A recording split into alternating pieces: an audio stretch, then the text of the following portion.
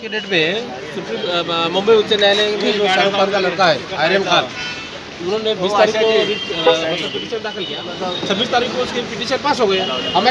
हमारा कहने का मतलब ये है, संविधान रहना चाहिए। देश का सबसे बड़ा कौन है तो संविधान है। संविधान की वजह से देश चल रहा है। अगर संविधान नहीं होता तो देश नहीं चलता था। तो वो संविधान बच के रखना चाहिए, ये हमारी मांग है।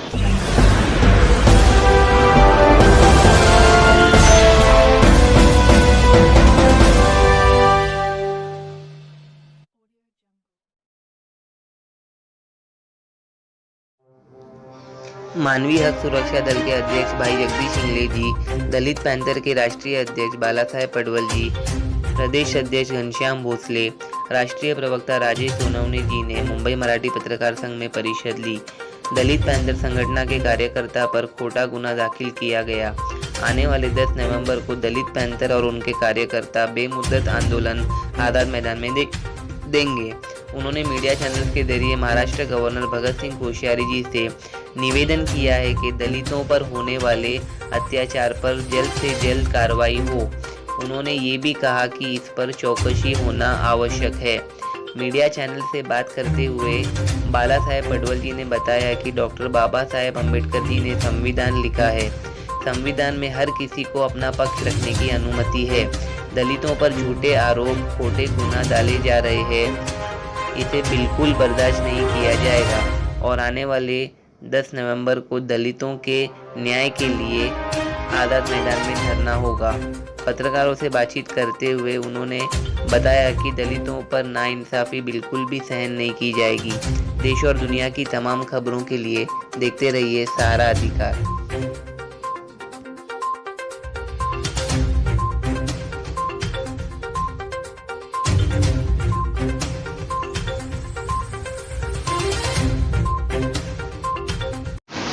हेलो फ्रेंड्स, वेलकम टू सहारा अधिकार न्यूज़ चैनल।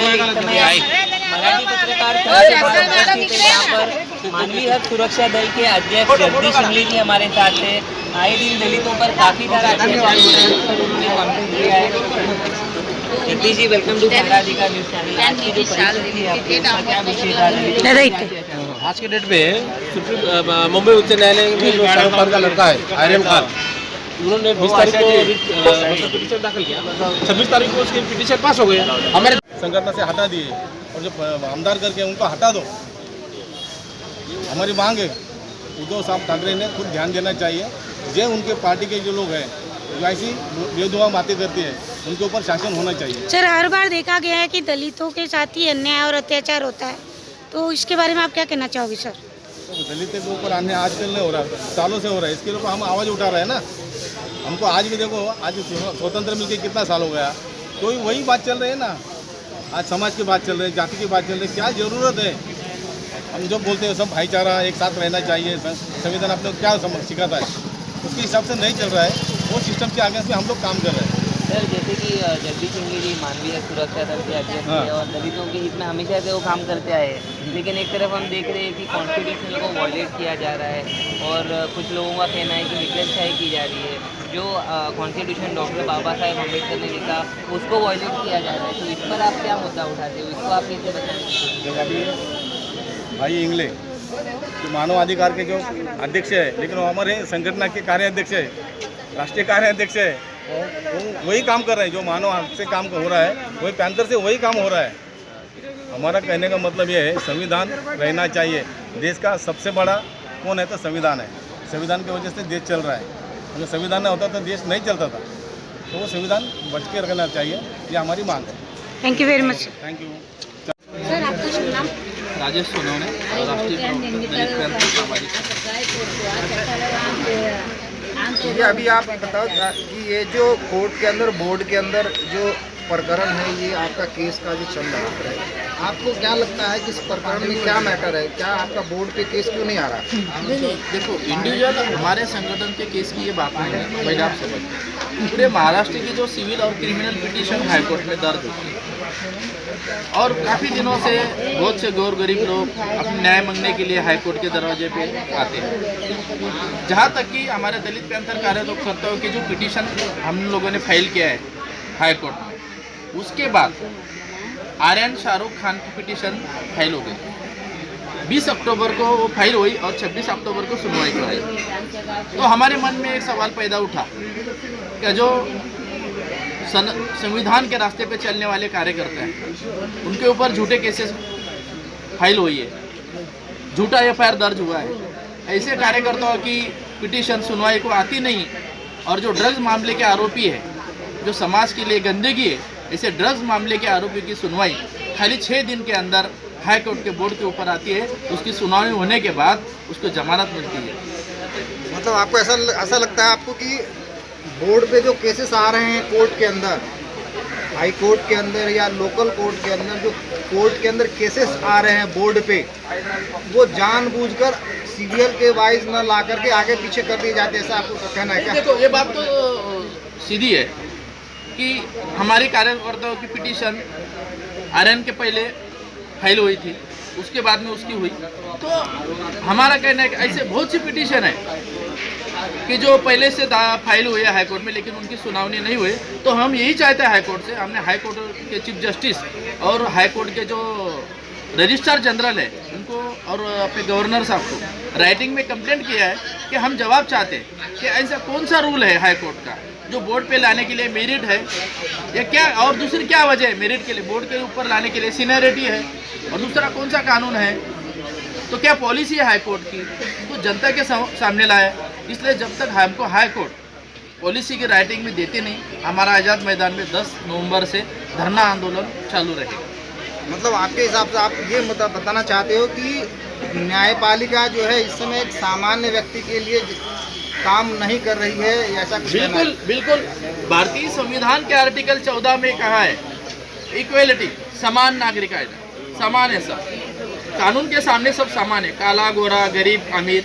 अभी मैं आपको कहना चाहूँगा, अगर लोकसभा का चुनाव है तो इस देश का प्राइम मिनिस्टर भी एक ही वोट देता है, और मुंबई के झोपड़े में रास्ते पे रहे सोने वाला आदमी भी एक ही वोट देता है। ये डॉक्टर बाबा साहब अम्बेडकर ने बनाया हुआ कानून है, जो यहाँ आर्टिकल 14 का बैलेंस रहता है।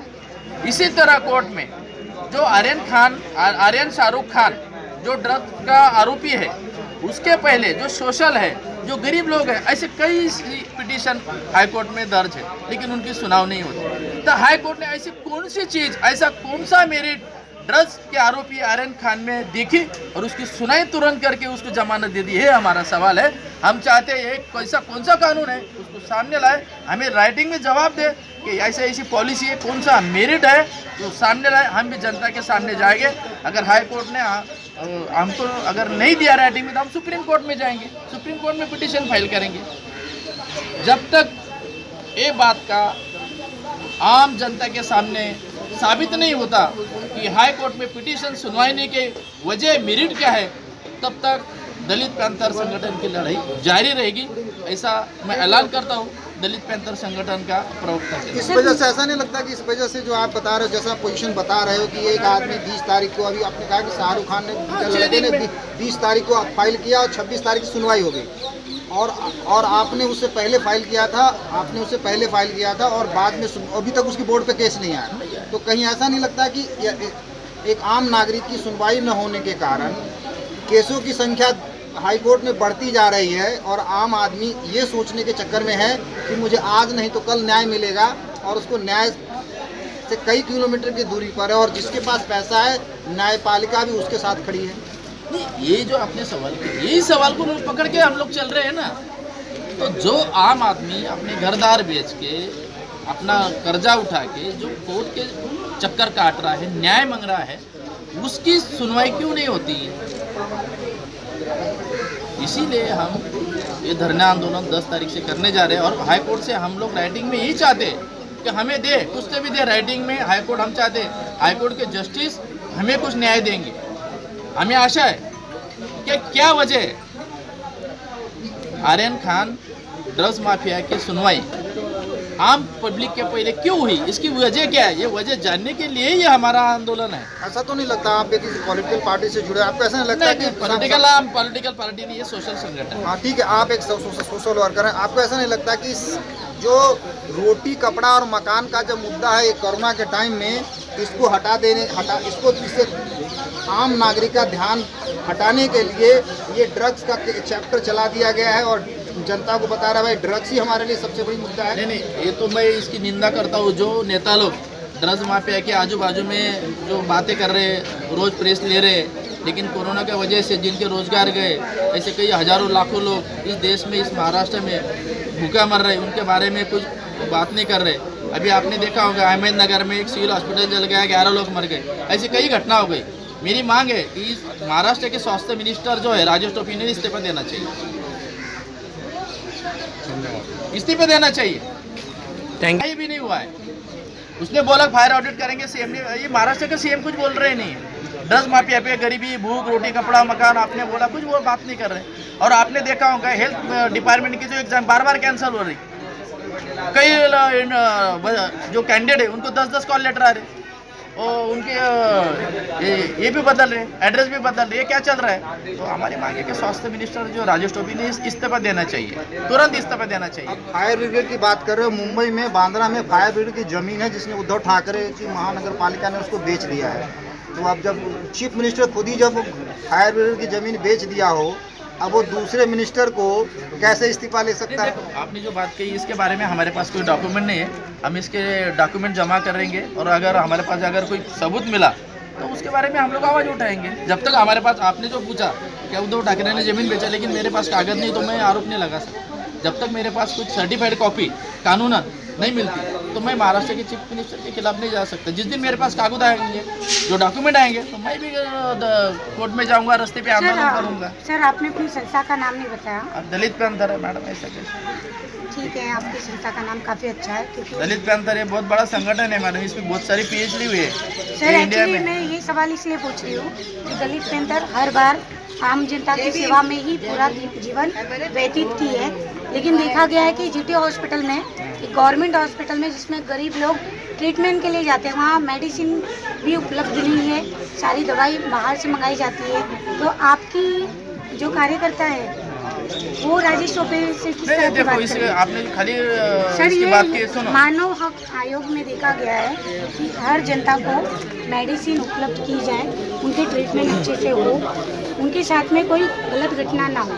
लेकिन लॉकडाउन जैसे माहौल में महंगाई ने सबकी कमर कस चुकी है, लेकिन जो गरीब अगर एडमिट होता है उन लोगों को भी बाहर से मेडिसिन खरीदनी पड़ती है। इस विषय पे आप क्या कहना चाहोगे? आपने इसकी वजह जाना है, कभी डीन को मिले, डायरेक्टर को मिले?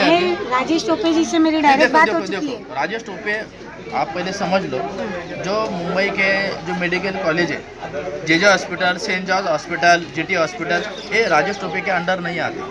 पहली बात, ये मेडिकल एजुकेशन डिपार्टमेंट में आती है और इसका मिनिस्टर अमित देशमुख है, ऑनरेबल अमित देशमुख जो मेडिकल एजुकेशन मिनिस्टर है, उनके अंडर आती है। और मैं आप तौर के कैसा है, मेरा कामगार यूनियन है ये सब हॉस्पिटल में, इसलिए मुझे डिटेल मालूम है कि जहाँ तक के गवर्नमेंट ने जो कंपनियों से ऑर्डर मंगाया था मेडिकल के बारे में, तो उन लोगों कंपनियों का बिल अभी तक पेड नहीं किया है, करोड़ रुपए का बिल पेंडिंग है, इसलिए मेडिकल कंपनी दवाई देना बंद कर दिया है। और इसकी वजह से जो आपने बोला कि हॉस्पिटल में दवाई न मिलने की वजह क्या है, तो इसकी वजह ये है। इस पे आप लोग क्या मुद्दा उठाओगे? नहीं दिया है ना हम लोगों ने, इसके पहले भी जो क्या करोगे? नहीं, अभी देखो आपने बोला है तो हम लोग क्या करेंगे, जो पीड़ित लोग हैं उनसे मिलेंगे हॉस्पिटल में जाके, उनके क्या राइटिंग में कंप्लेन लेंगे, और जो मेडिकल एजुकेशन मिनिस्टर है, डायरेक्टर है मेडिकल एजुकेशन से, तो उनसे बात करेंगे, निवेदन देंगे।